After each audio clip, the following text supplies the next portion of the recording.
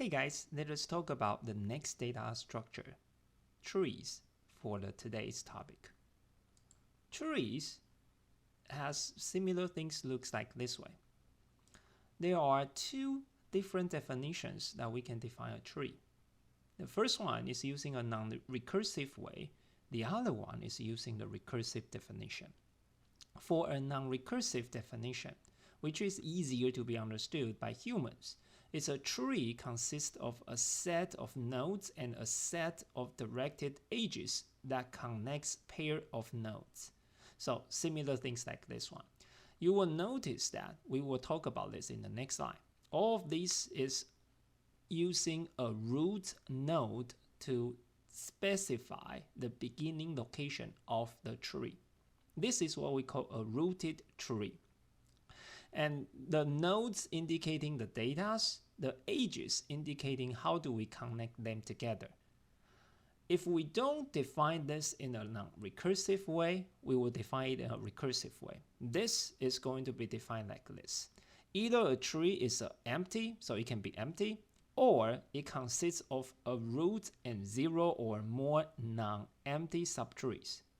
So it's a tree, and each tree can contain zero or another root of non-empty subtrees, and then each subtree can be defined in the same manner, and that is what we call a recursive idea. We again will have a topic to specifically target on the recursive. Since we have not talked about recursives yet, we want to look into a non-recursive definition first. So for a rooted tree, this is the type of graph theory topics that we want to discuss. What we call a graph theory is the combination of roots, the nodes, and the edges. And since we want to focus on the rooted tree, this is going to be our focus. In this case, we consider only the rooted trees. A rooted tree has the following properties. First of all, one node is distinguished as the root. So all of the tree will have a node specify the root. That's always where we start looking into the whole tree. For every node C, except for the root, is connected by an edge from exactly one other node P. This is indicating the parent node.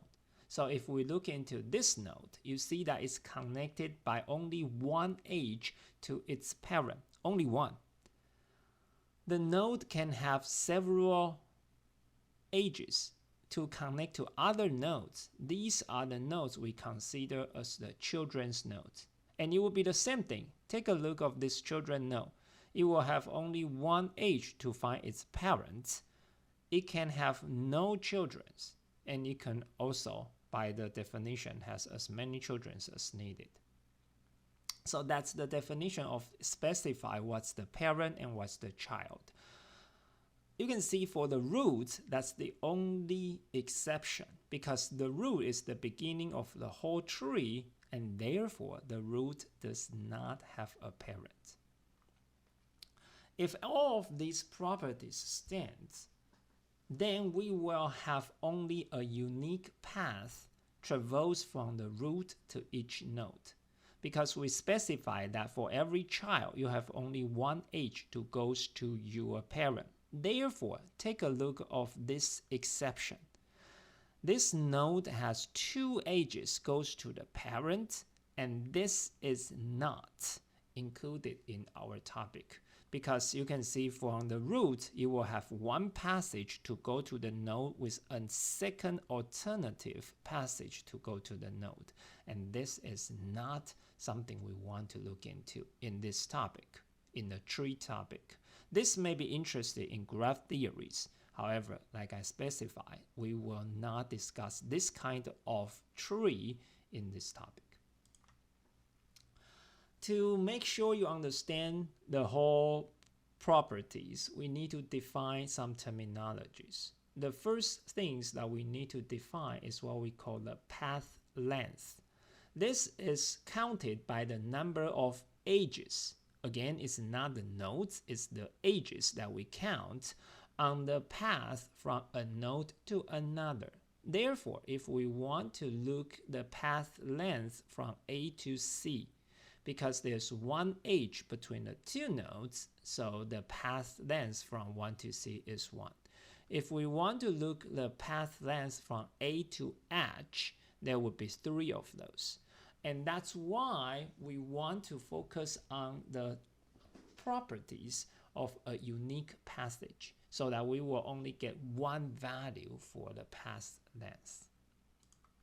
The second thing that we want to look into is what we call the depth of the node. It's indicating the path length, which is defined by the number of edges that we need to travel from the root to the node. So basically, it's talk about how deep is the node going to be. So for A to C, because you only have one path length, so the depth of the node C is 1. You can see 1 is specified over here. The path length of H would be 3, so that simply because they have 3 edges need to travel to. The special thing about the root is that the depth is 0, because from node A to A, there's no edges need to travel. The second one is called the height of the node. The height of node is defined by the path length, again, how many edges you need to travel from the node to its deepest leaf. The leaf node, by definition, are the nodes without any children. So the leaf node in this figure are E, F, C, and H. All other nodes have childs, and therefore they are not considered as leaf node.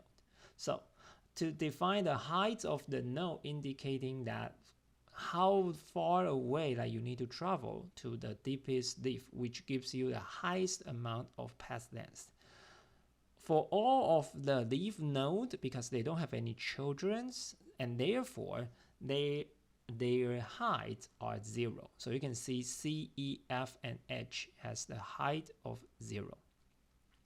For node B, it has the path to go to left child, go to right child, so the path length is 1 in here, and therefore the height of node B is 1. You can see for height of D is 2, because it will travel to the left side and it's null, so that's give you 0 value. However, if you travel to the right side, it will give you the value of 2, and therefore the node D has the height of 2.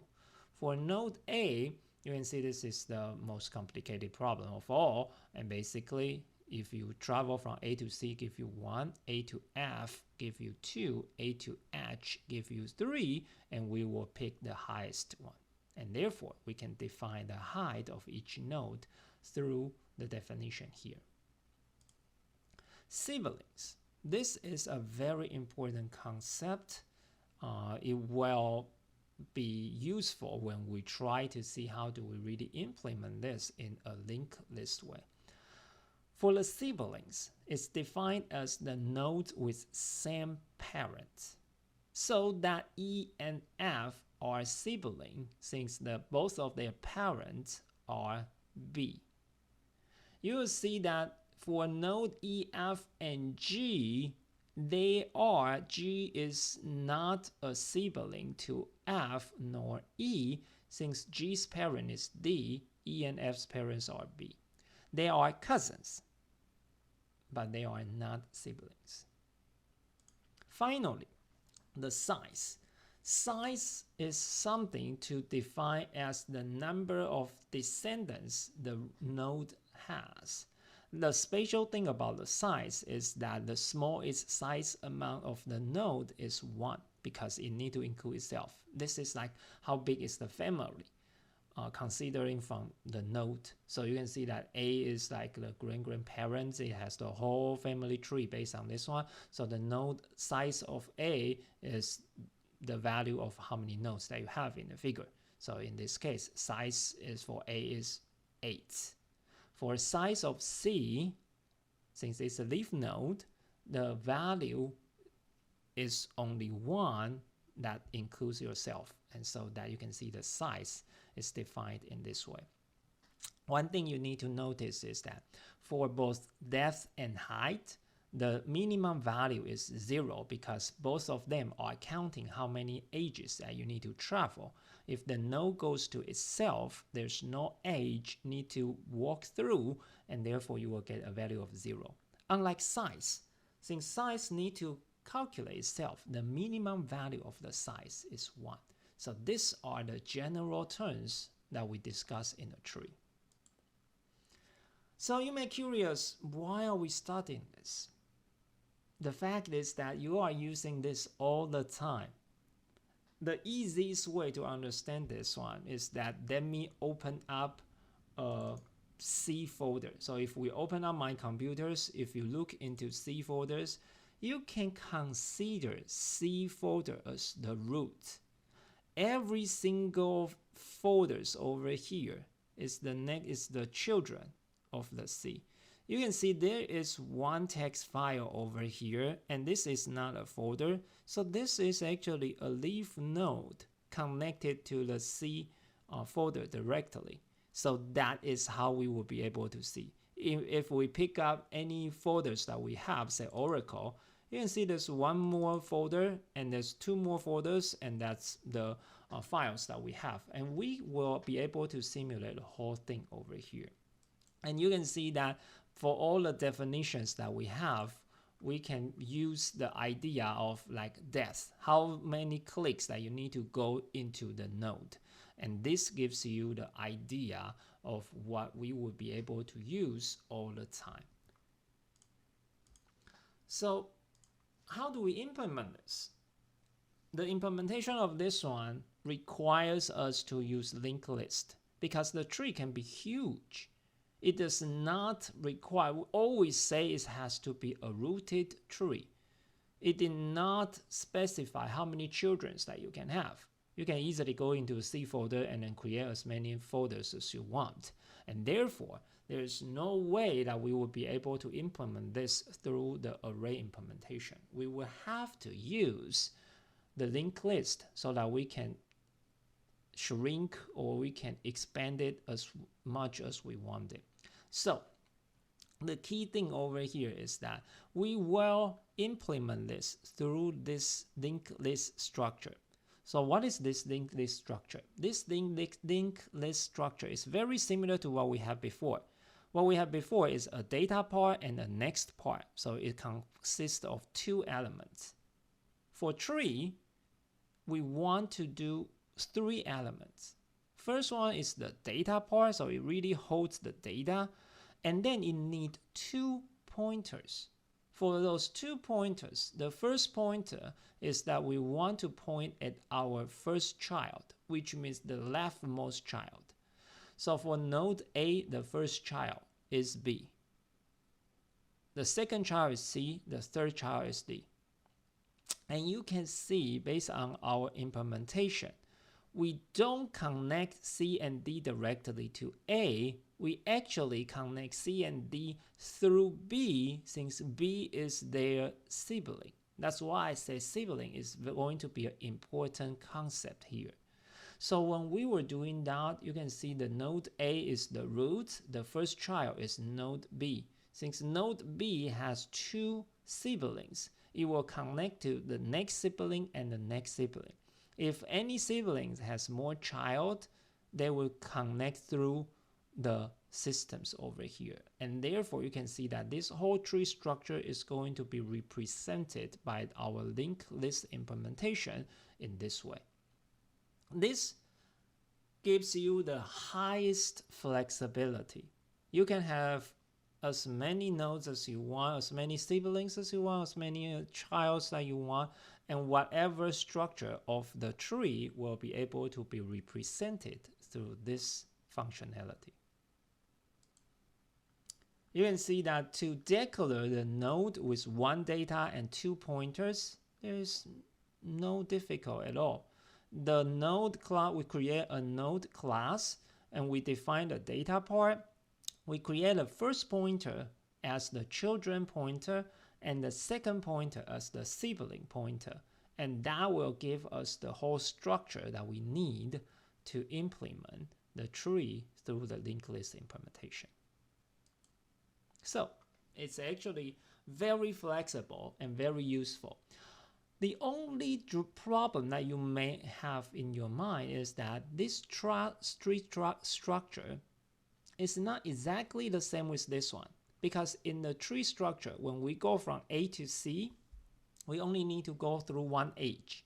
However, if we go from this structure to find C, we need to go to B and then go to C. So that you will have additional travels that's needed. But like I said, this implementation gives you the highest flexibility.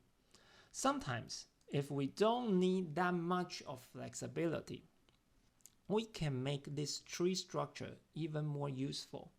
And how is that possible? We try to define something that's what we call binary tree. So for a binary tree, it's either empty or it consists of a node called the root. Together now we indicate it for every node you can have no child, one child, or two children as the maximum. By this definition, we are changing our tree structure into what we call a binary tree. And in binary tree, since you can have at most two children, you will have one called left child, the other one called right child. And that will simplify the things and it will become much, much more useful in our binary tree perspective. So when we do that, you can see once we define this way, we change the structure a little bit. We store the data part, we still have two pointers, but now instead of the child as well as the sibling, we have left child and right child pointers. And these left child and right child pointers are going to be much more useful in many, many different things. You can see the definition of the node stays almost identical, but the name that we give is given as the left child and the right child, and we will have a lab that we want to work in the binary tree style. Okay. So if we define the binary tree properties, then the number of possibilities for the node we can have of the tree form is limited. So if an empty tree is there, if there's only a tree with one size, then it has to be the root. For a tree size of 2, you have only 2 choices. For a tree size of 3, now you have 5 different choices, but no more than this because you can only have 2 children at most for each node. This structure is very, very useful in computer science world. The first one that we have showed over here is the structure used for compilers. Another one is used for what we call Huffman encoding tree. This is what we can do for zipping the files. And we actually want to talk about that after we discuss about the binary tree concept. Another one is actually a major topic that we want to look into as the data structure topic is what we call a binary, not only the binary tree, but also binary search tree. So we will discuss most of this to show how useful for the binary trees are.